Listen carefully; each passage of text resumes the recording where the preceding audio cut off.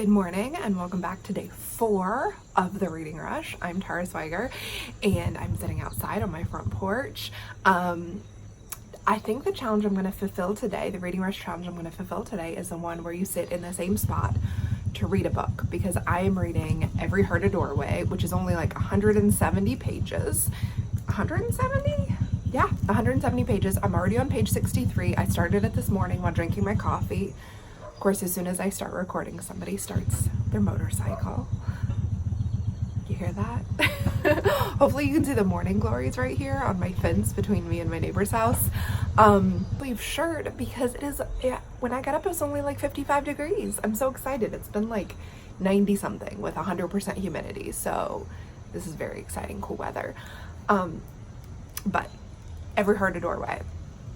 So good so far, like 60 pages into it, and it's introduced to the School for Wayward Children, which is a school, like a boarding school for kids who have gone through a magical doorway, like Alice in Wonderland or the Narnia kids, and they come back to the real world, and like, how do they deal with that? So everybody at this school kind of wants to get back to their home world, because that's a place they felt most at home, and coming back to the real world doesn't feel like home at all.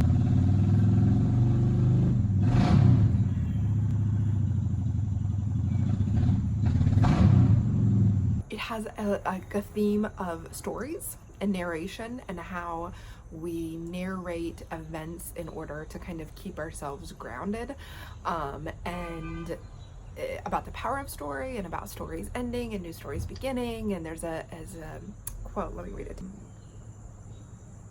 There was still something unfinished around her eyes. She wasn't done yet. She was a story, not an epilogue. And if she chose to narrate her own life one word at a time, as she descended the stairs to meet her newest arrival, that wasn't hurting anyone. Narration was a hard habit to break, after all.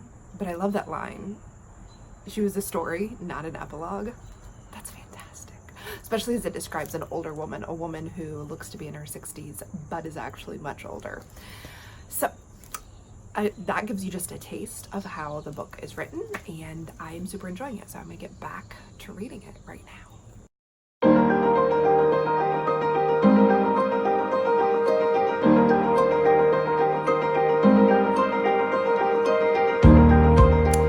Okay, so I did it. It is noon and I have finished, Every Heart a Doorway by Seanan McGuire. I had more reading time than usual because coming down with some kind of cold or something, I'm having a hard time focusing or coming up with words. So reading this beautifully written, fantastic book was exactly what I needed today.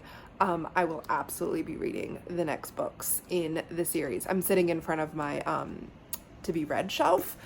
Pretty sure the next book I'm going to read is